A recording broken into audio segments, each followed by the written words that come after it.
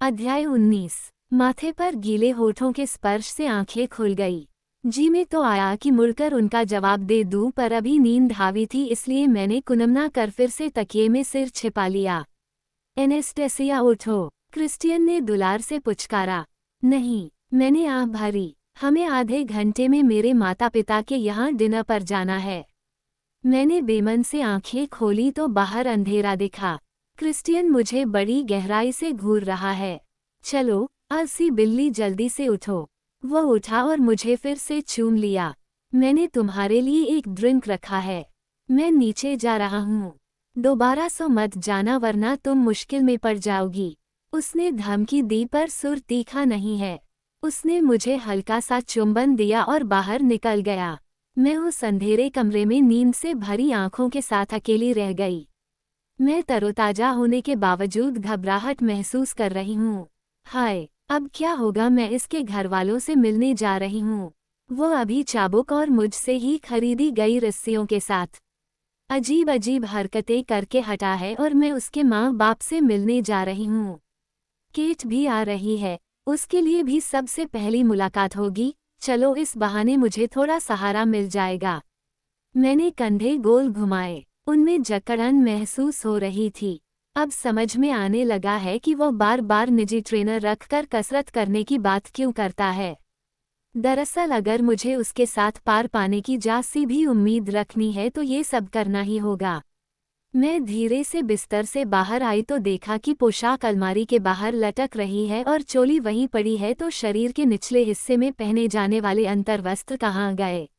ओह, वे तो उसने कल रात अपनी जीन्स की जेब में। आसपास देखा तो कुछ दिखा नहीं।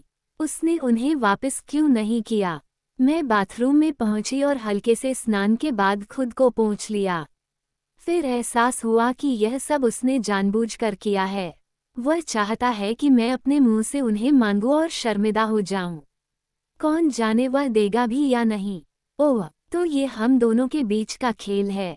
मैंने भी तय किया कि उससे कुछ कहूंगी ही नहीं और वह तरसता रहेगा। मुझे इसी तरह उसके माता पिता से मिलने जाना होगा। अंदर बैठी सयानी लड़की ने आंखें तरेरों पर मैंने अनदेखा कर दिया। मेरे पास कोई और उपाय था क्या? बेशक खेल मस्त होने वाला था, क्योंकि मैं जानती थी कि वह मेरे इस बर्ताव से बुरी तरह चिढ़ जाएगा। मैंने झट से अपने कपड़े और जूते पहने और तैयार हो गई। बालों की चोटी खोली और बालों में ब्रश फेरा। वहां पड़ा ड्रिंक बड़ा स्वादिष्ट था। पीते ही शरीर में जान सी आ गई। फिर मैंने शीशे पर नजर मारी। आंखें चमकदार, गाल हल्के से लाल और आंखों में हल्का सा नशा महसूस हुआ। अब मैं नीचे जाने के लिए तैयार थी। 15 मिनट, ठीक है ना? कोई देर नहीं हुई। क्रिस्टियन मेरी मनपसंद फ्लेनल भूरी पैंट में बड़ी खिड़की के पास खड़ा है और साथ में एक लिनन की सफ़ेद कमीज पहनी है। क्या इसके पास कोई और रंग नहीं है? स्पीकर्स पर मधुर संगीत गूंज रहा है। मैं पहुंची तो वह मुझे देखकर मुस्कुराया और उम्मीद भरी निगाहों से ताका। हाय हाय, कैसा लग रहा है? उसकी आंखें शरारत से नाच रही हैं। बढ़िया, थैंक्स। और तुम्हें, मिस स्टील? मैं पूरी तरह से मस्त हूँ। वो इस इंतजार में है कि शायद मैं कुछ कहूँगी। अचानक ही वह मेरे पास आया और बोला, मेरे साथ डांस करो। उसने जेब से रिमोट निकालकर गाने की आवाज़ तेज कर दी। उसकी आंखों में चाहत, शरारत और लगाव के कितने ही रंग दिख रहे हैं। मैं पूरी तरह से उसके वश में हूँ। यह उसका कौन सा रूप है? मैंने उसके हाथों में अपना हाथ दिया। उसने धीरे से मुझे अपने बाहुपाश में ले लिया। उसकी बाह ने मेरी कमर घेर ली थी। मैंने अपना हाथ उसके कंधे पर रखा और दांत निकाल दिए। मुझे भी उसके मस्तमौला अंदाज की छूट लग गई है। उसने एक घुमाव लिया और ये क्या? इसे तो नाचना भी आता है। हम कमरे की खिड़की से होते हुए रसोई तक गए और फिर वापस वहीं आ गए। संगीत की धुन के साथ पर थिरक रहे हैं। उसने मेरे लिए भी इसे सहज बना दिया है। हम घूमते हुए डाइनिंग टेबल तक गए, पियानो के पास से निकले और फिर नाचते हुए कांच की दीवार के पास आ गए। बाहर सिएटल जगमगा रहा है और हमारे नाच को एक जादुई रंग दे रहा है। मैं अपनी बेपरवाह हंसी को रोक नहीं सकी। गाना खत्म होने को आया तो उसने मुझे देखकर मुस्कान दी। तुम किसी प्यारी सी जादूगरनी से कम नहीं हो, वो हौले से बोला और मुझे चूम लिया। खैर मिस स्टील, तुम्हारे गालों पर थोड़ा रंग तो आया। मेरे साथ नाचने के लिए धन्यवाद। मेरे माता पिता से मिलने चलें। तुम्हारा स्वागत है और हाँ, मैं भी उनसे मिले बिना रह नहीं पा रही। मैंने हौंफते हुए कहा, क्या तुम्हारे पास अपनी ज़रूरत की हर चीज़ है? अरे हाँ, मैंने प्यार से कहा, पक्का यकीन है। मैंने उसके चेहरे से नज़रें परे ले जाते हुए हामी दी। उसके चेहरे पर बड़ी सी मुस्कान खेल गई। अच्छा मिस स्टील, अगर तुम यूं ही खेलना चाहती हो तो यही सही। उसने मेरा हाथ थामा, बारस्टूल पर टंगी अपनी जैकेट ली और मुझे बरामदे से लिफ्ट की ओर ले गया। क्रिस्टियन ग्रे के कितने चेहरे हैं? क्या मैं कभी इस अस्थिर स्वभाव के इंसान को समझ सकूंगी? मैंने उसकी ओर ताका। वो मन ही मन किसी बात पर हंस रहा है। मुझे लगा कि कहीं मेरा ही मजाक तो नहीं उड़ा रहा। मैं क्या सोच रही थी? मैं उसके माँ बाप से मिलने जा रही थी और मैंने शरीर के निचले हिस्से में कुछ नहीं पहना था।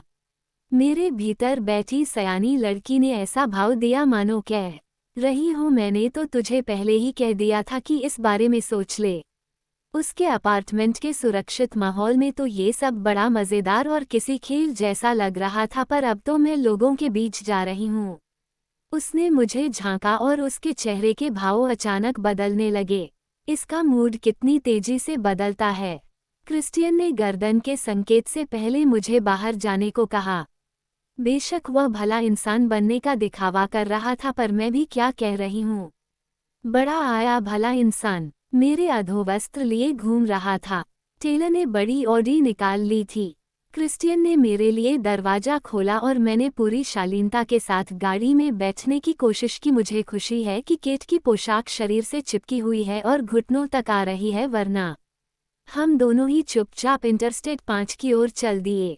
बेशक टेलर के सामने कोई बात नहीं हो सकती थी। क्रिस्टियन के चेहरे की हास्थाप्रियता जाने कहाँ चली गई थी और वह अपने ही ख्यालों में गुम खिड़की के बाहर ताक रहा था। हाय, ये तो मेरी पकड़ से बाहर जा रहा है। ऐसा क्या करूं कि इसका ध्यान मेरी ओर हो जाए? वैसे मैं टेलर के सामने क्या पूछ सकती थी? बड़ा दिमाग लगाकर पूछा, नाचना कहाँ से सीखा? उसने मुझे देखा और बोला, क्या तुम सचमुच जानना चाहती हो? मेरा दिल डूब सा गया और लगा कि सवाल का जवाब तो मैं पहले से जानती हूँ। हाँ, मैंने बेमन से कहा, मिसेज रॉबिन्सन नाच की शौकीन हैं। ओह, मेरा शक सही निकला, उसी ने सिखाया होगा। मेरे दिमाग में यही बात घूमने लगी। मैं तो इसे कुछ नहीं सिखा सकती। मेरे पास तो कोई हुनर भी नहीं है। वह तो एक अच्छी टीचर रही होगी। हाँ, ऐसा ही था। मेरी खोपड़ी भान ना गई। क्या उसे क्रिस्टियन का सबसे बेहतर रूप मिला? क्या वह उसके पास गया या उसने इसे अपनी ओर खींचा? सच, क्रिस्टियन का वह रूप कितना प्यारा रहा होगा। मुझे जैसे ही अपने नाच की याद आई तो चेहरे पर प्यारी सी मुस्कान आ गई। और फिर वह पीड़ादायी लाल कमरा अचानक ही हाथ कलाइयों पर चला गया और मैं उन्हें मलने लगी। उसने ही उसे ये सब सिखाया या बर्बाद किया, ये देखने वाले के नज़रिए पर निर्भर करता है। या हो सकता है कि उसने ये सब कहीं और से सीखा हो। उस एक पल में ही मुझे एहसास हुआ कि मैं उस महिला से नफरत करती हूँ। मैंने उम्मीद की कि हमारी मुलाकात कभी न हो, क्योंकि उस समय मैं क्या कर बैठूं कह नहीं सकती। याद नहीं आता कि मैंने कभी किसी के लिए ऐसे भाव महसूस किए हों, खासतौर पर ऐसे इंसान के लिए जिससे मैं अभी तक मिली ही नहीं। खिड़की से बाहर ताकते हुए मैंने अपने गुस्से और जलन पर काबू पाना चाहा। मेरा दिमाग आज दोपहर पर चला गया। अगर मैं उसकी प्राथमिकताएं समझे तो शायद वह मेरे साथ सख्त बर्ताव न करें। क्या मैं दोबारा ऐसा करूंगी? मैं तो इसके खिलाफ बहस तक नहीं कर सकती। बेशक मैं करूंगी, जब तक वह मुझे चोट नहीं पहुंचाता। वैसे भी उसके साथ रहने का कोई और उपाय भी तो नहीं है। यही तो बात है, मैं उसका साथ चाहती हूँ। मेरे भीतर बैठी लड़की ने भी चैन की सांस ली। मैं इस नतीजे पर पहुंची कि वो कभी नतीजों तक आने के लिए दिमाग का इस्तेमाल नहीं करती, बल्कि शरीर का कोई और हिस्सा उसे नतीजों पर आने के लिए मजबूर करता है, और इस समय वहाँ कपड़े भी नहीं पहने हुए हैं। ऐसा मत करो, वह धीरे से बोला। मैंने त्योरी चढ़ाकर उसे देखा। क्या न करूं? मैंने तो उसे हाथ तक नहीं लगाया। एनेस्टेसिया, बातों को ज़रूरत से ज़्यादा मत सोचो। उसने मेरा हाथ अपने होठों तक लाकर चूम लिया। आज दोपहर बहुत अच्छी रही। धन्यवाद। ओह, वो फिर से मेरे पास आ गया है। मैंने पलकें झपकाकर लज्जीली मुस्कान दी। वह बड़ा उलझा हुआ इंसान है। मैंने वह सवाल पूछ ही लिया जो बड़ी देर से सुगबुगा रहा था। तुमने मुझे तार से क्यों बांधा? उसने खीसें निपोर दी। ये जल्दी हो जाता है। यह आसान है और यह एक नया सा अनुभव है। मुझे पता है कि थोड़ा क्रूर दिखता है, पर मुझे बांधने वाले उपकरणों में ये पसंद है। ये तुम्हें सही जगह टिकाए रखने में असरदार है। मैं घबरा गई और टेलर को देखा जो अपनी आंखें सड़क पर गड़ाए निर्लिप्त भाव से गाड़ी चला रहा है। अब मैं क्या कहूँ? क्रिस्टियन ने मासूमियत से कंधे झटके। एनेस्टेसिया, ये सब मेरी दुनिया का हिस्सा है। उसने मेरा हाथ दबाकर छोड़ दिया और फिर से खिड़की के बाहर देखने। मैं सचमुच उसकी दुनिया से नाता रखना चाहती हूँ, पर उसकी शर्तों पर। मैं नहीं जानती। उसने दोबारा उस अनुबंध का नाम नहीं लिया है। मैं मन ही मन कुम्हला सी गई। खिड़की से बाहर के बदलते सीन देखती रही। हम गहरे अंधेरे से घिरे एक पुल से गुजर रहे हैं। रात का अंधेरा मेरे दमघोंटू मूड की तरह दिख रहा है। मैंने क्रिस्टियन को ताका तो पाया कि वह तो मुझे ही देख रहा था।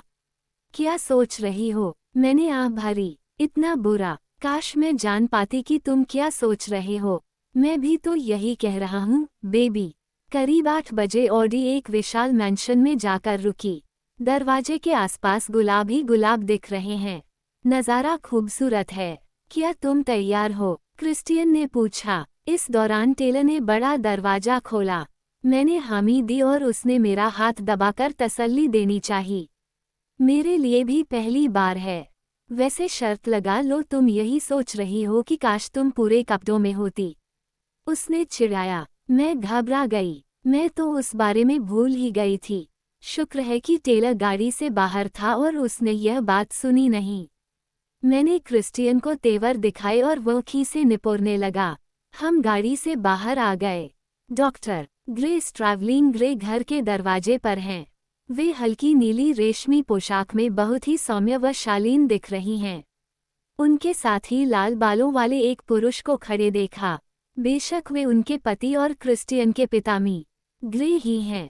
क्रिस्टियन की तरह ही अपने आप में सुंदर। एनेस्टेसिया, तुम मेरी माम ग्रेस से मिल चुकी हो। ये मेरे डैड कैरिक हैं। मी ग्रे, आपसे मिलकर खुशी हुई। मैंने मुस्कान के साथ हाथ आगे बढ़ाया। एनेस्टेसिया, मुझे भी खुशी हुई। कृपया मुझे एना कहें।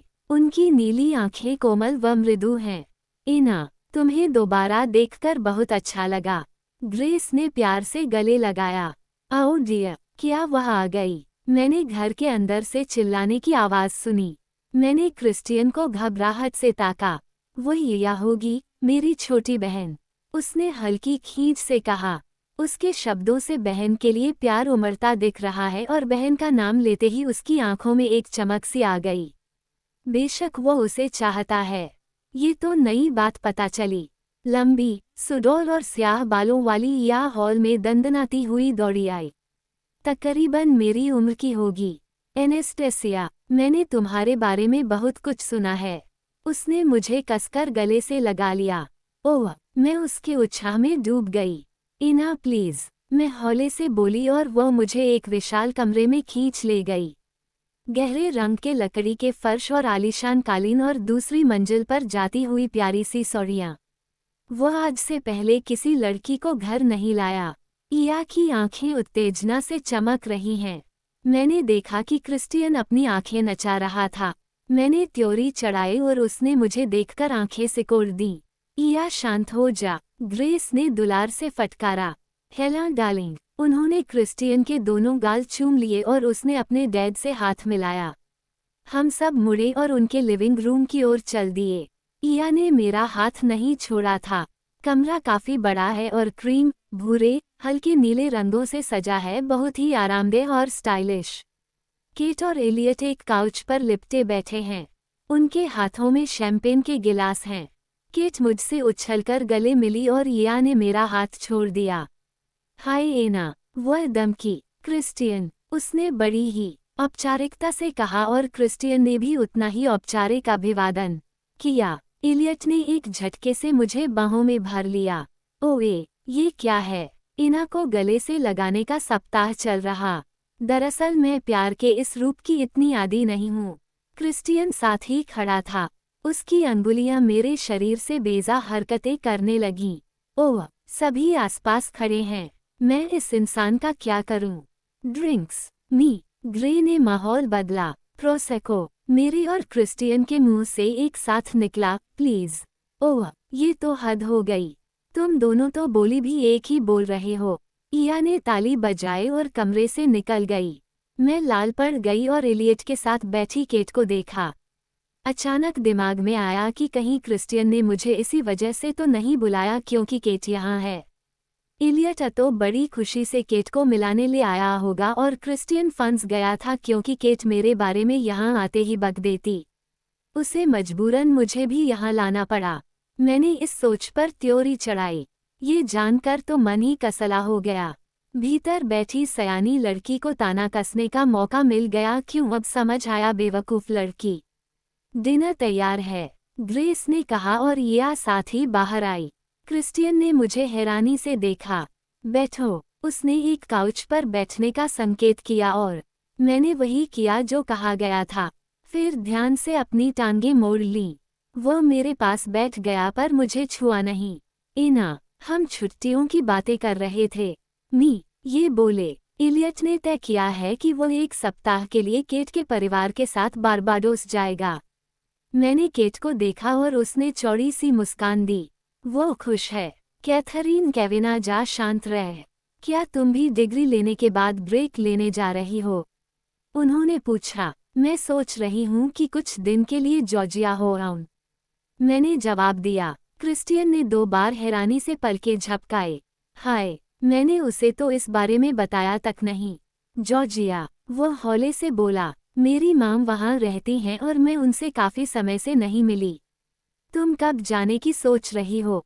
उसने धीरे से पूछा। कल शाम को। इया हाथों में शैंपेन के गिलास लेकर लौटी जिनमें हल्को गुलाबी प्रोसेको भरी थी। तुम्हारी अच्छी सेहत के नाम, मी, ग्रे ने कहा और मैं मुस्कुरा दी। एक डॉक्टर का पति होने के नाते उनका यही कहना बनता था। कितने समय के लिए जा रही हो? क्रिस्टियन ने पूछा। हाय, ये तो गुस्से में है। पता नहीं, कल इंटरव्यू से पता चलेगा। उसके जबड़े भिंच गए और केट ने घुसपैठ करने वाली मुस्कान दी। वो कुछ ज्यादा ही मिठास घोल रही है। इना को ब्रेक चाहिए, उसने क्रिस्टियन से कहा। वो इससे इतनी खार क्यों खाती है? इसकी मुश्किल क्या है? कल तुम्हारे इंटरव्यू है, मी, ग्रे ने पूछा। हाँ, कल 2 प्रकाशकों के पास इंटर्नशिप के लिए इंटरव्यू हैं। मेरी शुभकामनाएं। डिनर तैयार है, ग्रेस ने कहा और सभी खड़े हो गए। केट और एलियट मी, ग्र के पीछे चले और इया भी कमरे से बाहर हो गई। मैं भी जाने लगी पर क्रिस्टियन ने कोहनी से पकड़कर रोक लिया। तुम मुझे यहाँ छोड़कर जाने के बारे में कब बताने वाली थीं? उसने झट से पूछा। उसके सुर में छिपा गुस्सा दिखाई दे रहा है। मैं छोड़कर नहीं जा रही। मैं तो माम से मिलने जा रही हूँ। अभी तो मैं इस बारे में सोच ही रही थी।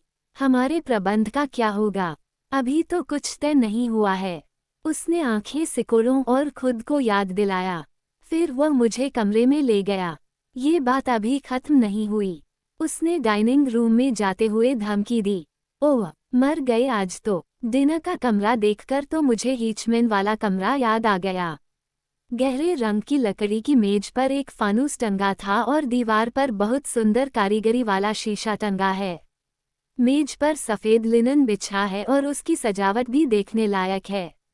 हमने अपनी प्लेटें ली। मी से मेज पर कोने में है।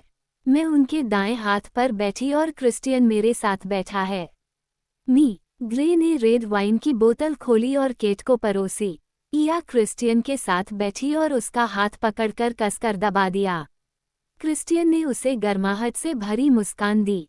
तुम एना से कहाँ मिले? उसने पूछा। वह WSU के छात्र समाचार पत्र के लिए मेरा इंटरव्यू लेने आई थी। जिसे केट ने तैयार किया।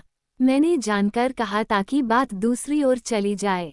इया एलियट के साथ बैठी केट को देखकर मुस्कुराए और वे अखबार की बातें करने लगे। वाइन एना मी, ग्रे ने पूछा। प्लीज, मैंने कहा और उन्होंने हम दोनों के गिलास भर दिए। मैंने क्रिस्टियन को देखा और उसने अपनी गर्दन एक और झुका दी। क्या? उसने पूछा। मुझसे नाराज मत होना, मैं तुमसे नाराज नहीं हूँ। मैंने उसे घूरा और उसने आह भरी। हाँ, मैं तुमसे नाराज हूँ। उसने पल भर के लिए आंखें बंद कीं। इतने नाराज कि मुझे सजा दोगे? मैंने घबराकर पूछा। तुम क्या खुसर पुसर कर रहे हो? केट ने पूछा। मैं खिसिया गई। क्रिस्टियन ने उसे इन नज़रों से घूरा। तुम्हें क्या, अपने काम से मतलब रखो। यहाँ तक कि केट जैसी दबंग भी दब गई।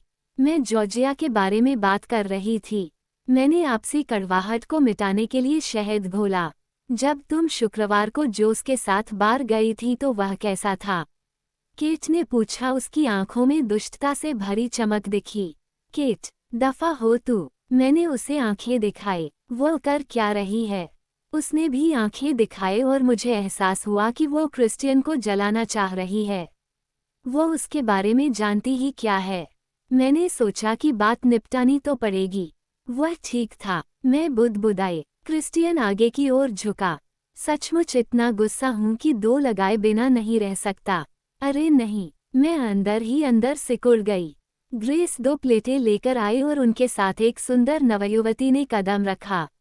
लाल बालों की 2 चोटियों वाली उस लड़की ने हल्की नीली पोशाक पहनी है और हाथों में एक ट्रे उठाई हुई है। उसकी आंखों ने झट से क्रिस्टियन को कमरे में खोज लिया। वह शर्माई और मस्कारा लगी आंखों से ताकने लगी। ये क्या है भाई? घर में कहीं फोन की घंटी बजी। माफ करना, मी, ग्रे देखने चले गए। धन्यवाद ग्रेचन, ट्रे को वहां रख दो, ग्रेस ने कहा। ग्रेचन ने हामी दी और एक बार फिर से क्रिस्टियन को घूरते हुए अंदर चली गई। तो ग्रे परिवार ने स्टाफ रखा हुआ है और उसकी नज़रें मेरे होने वाले मालिक पर गड़ी है। क्या ये शाम इससे बदतर हो सकती है? मैंने गोदी में रखे अपने हाथों को देखकर त्योरियां चढ़ाई। मी, ग्रे लौट आए। डार्लिंग, तुम्हारे लिए है। अस्पताल से फ़ोन है। आप लोग शुरू करें। मैं अभी आई। ग्रेस ने मेरे हाथ में प्लेट दी और चली गई। बड़ी प्यारी खुशबू आ रही है। मसालेदार स्पेनिश पोर्क सॉसेज व घोंघे, भुनी लाल शिमला मिर्च व हरे प्याज के साथ उसके ऊपर से पार्सले की पत्तियां छिड़की गई हैं। बेशक क्रिस्टियन की धमकियों के असर से मेरा पेट गुलाटियां खा रहा है और 2 चोटियों वाली नौकरानी ने मेरा दिमाग खराब कर दिया है। मैंने पूरे कपड़े तक नहीं पहने पर फिर भी भूख से मरी जा रही हूँ। मुझे याद आया कि आज दोपहर की थकान भी इसके लिए जिम्मेदार है। यही वजह है कि मुझे इतनी भूख लग रही है। कुछ ही देर बाद ग्रेस लौटी और ग्रे ने क्रिस्टियन की तरह एक और गर्दन झुकाई। सब ठीक है। एक और खसरे का मामला आया है। अरे नहीं, हाँ, एक बच्चा है। इस महीने का चौथा मामला है। काश लोग बच्चों को टीके लगाने के मामले में सावधान होते, उन्होंने उदासी के साथ कहा और फिर मुस्कुराकर बोली। मुझे खुशी है कि हमारे बच्चों को इन चीज़ों से कभी नहीं गुजरना पड़ा। उन्हें कभी चिकन पॉक्स से ज्यादा कुछ नहीं हुआ। बेचारा एलियट। उन्होंने बेटे को देखा और दुलार से मुस्कुराए। एलियट ने बेचैनी से पहलू बदला। क्रिस्टियन और इया किस्मत वाले निकले। इनके शरीर पर तो कहीं कहीं एकाध निशान ही होगा। इया खिलखिलाए और क्रिस्टियन ने आंखें नचा दीं। तो डैड, मैरीना गेम कैसी रही? एलियट ने बात का विषय बदल दिया। खाना स्वादिष्ट था। कमरे में बैठे पुरुष बेसबॉल की बात करने लगे। क्रिस्टियन अपने परिवार से बात करते हुए बड़ा सहज व शांत दिखा। मेरा दिमाग चकराने लगा। भाड़ में जाए केट, ये कैसा खेल रच रही है? क्या वह मुझे सजा देगा? मैं तो सोचकर ही सिहर गई। वैसे मैंने अभी कहीं हस्ताक्षर नहीं किए हैं। शायद मैं ऐसा करूंगी भी नहीं। शायद मैं जॉर्जिया में ही रह जाऊं ताकि वह मुझ तक पहुंच ही न सके। डियर, नए अपार्टमेंट में सब सेट हो गया। शुक्र है ग्रेस ने ये पूछकर मेरे दिमाग को भटकने से बचा लिया। मैंने उन्हें सब कुछ बताया। स्टॉटर्स के बाद ग्रेचन पधारी और मेरे दिल में आया कि उसके सामने क्रिस्टियन पर हाथ रखकर जता दूं कि भले ही वह बर्बादियों के 50 रंग देख चुका हो पर वह मेरा है। वह मेज साफ करने आगे आई और क्रिस्टियन के बहुत पास से सामान उठाने लगी। बेशक वह ध्यान नहीं दे रहा पर मैं तो जल भून रही हूँ। केट और इया पेरिस का गुणगान कर रही हैं। इना, क्या तुम कभी पेरिस गई हो? इया ने भोलेपन से पूछा। नहीं, पर मैं जाना चाहूंगी। मैं जानती हूँ कि पूरे मेज पर अकेली मैं ही हूँ जो कभी यूएसए से बाहर नहीं गई। हमने पेरिस में हनीमून मनाया था। ग्रे को देखकर मुस्कुराई। सच ये देखकर शर्मिंदगी सी हुई। वे आपस में कितना प्यार करते हैं। मैंने एक पल के लिए सोचा कि सिएटल में रह रहे माँ बाप के साथ पलना कैसा लगता होगा। ये एक प्यारा शहर है, बस वहाँ रहने वालों की बात मत करो। क्रिस्टियन, तुम्हें एना को एक बार वहाँ ले जाना चाहिए। इया बोली। मुझे तो लगता है कि एनेस्टेसिया पहले लंदन जाना चाहेगी। क्रिस्टियन ने हौले से कहा। हैं, तो क्या इसे याद रहा? उसने मेरे घुटने पर हाथ रखा और उसका हाथ धीरे धीरे जांघों तक जाने लगा। मेरा पूरा शरीर विरोध में उठ गया। नहीं, यह नहीं, किसी कीमत पर नहीं। मैं घबरा गई और उसे पीछे करने की कोशिश की। उसका हाथ मेरी जांघ दबाने लगा और मैं अपनी वाइन पर लपकी। छोटी चोटियों वाली मिस यूरोपियन लौट आई। शर्माते हुए, कूल्हे मटकाते हुए उसने हमें बीफ वेलिंगटन परोसा और प्लेटें रखकर जल्दी निकल गई। हालांकि उसने क्रिस्टियन को उसकी प्लेट देने में काफ़ी वक्त लिया। जब मैं उसे दरवाजे से जाते देखने लगी तो क्रिस्टियन ने मुझे सवालिया निगाहों से देखा। तो पेरिस वालों में क्या खराबी है? इलियट ने बहन से पूछा। क्या वे तुम्हारे बस में नहीं आए? ओह, नहीं आए। और मैं जिस श्रीमान फ्लोबर्ट के लिए काम कर रही थी, वह तो किसी तानाशाह मालिक से कम नहीं था। अचानक वाइन मेरे गले में अटक गई। एनेस्टेसिया, तुम ठीक हो? क्रिस्टियन ने अचानक जांघ से हाथ हटा लिया। उसकी आवाज़ की हास्यप्रियता लौट आई थी। ओह शुक्र है। मैंने हामी भरी और वह तब तक मेरी पीठ सहलाता रहा जब तक मैं अचानक लगे धक्के से संभल नहीं गई। बीफ तो स्वादिष्ट बना है। उसके साथ भुनी शकरकंदी, गाजर व हरी बीन्स परोसी गई हैं। शायद क्रिस्टियन के मूड में बदलाव के कारण भी मुझे खाने में पूरा रस आ रहा है और मैं पूरे दिल से खा रही हूँ। ग्रे परिवार के बीच बड़े ही प्यारे व गर्माहट से भरे माहौल में बातचीत जारी रही। लेमन सिलेबब का मीठा व्यंजन खाने के दौरान या पेरिस के किस्से सुनाने लगी और एक जगह तो उसने धाराप्रवाह फ्रांच बोलनी शुरू कर दी। हम उसे घूरते रहे और उसने हैरानी से हमें ताका। फिर क्रिस्टियन ने उसे उतनी ही धाराप्रवाह फ्रांच के बाँच बताया कि वह क्या कर रही थी। फिर तो उसके गालों पर लाली आ गई और वह इस तरह खिलखिलाई कि हम भी अपनी हंसी नहीं रोक सके। हंसते हंसते हमारे पेट दुखने लगे। इलियट ने सिएटल के उत्तर में चल रही एक नई पर्यावरण मित्र समुदाय भवन परियोजना के बारे में बात की। मैंने केट की ओर झांका। वह तो उसके एक एक शब्द को पी रही थी और उसकी आंखों में प्यार झलक रहा था या वासना, यह मैं अभी नहीं जानती क्योंकि मुझे अभी इनके बारे में जानना है। इलियट भी उसे देखकर ऐसे मुस्कुराया मानो कह रहा हो कि बाद में बेबी। दोनों ने आंखों ही आंखों में कुछ बातें कर लीं।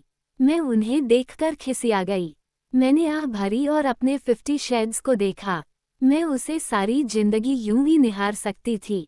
उसके चिबुक पर हल्की दाढ़ी उग गई थी और मेरी अंगुलियां उसे छूने के लिए मचल रही थीं। मैं उसे अपने शरीर के अलग अलग हिस्सों पर महसूस करना चाह रही थी। अचानक उसका हाथ आगे आया।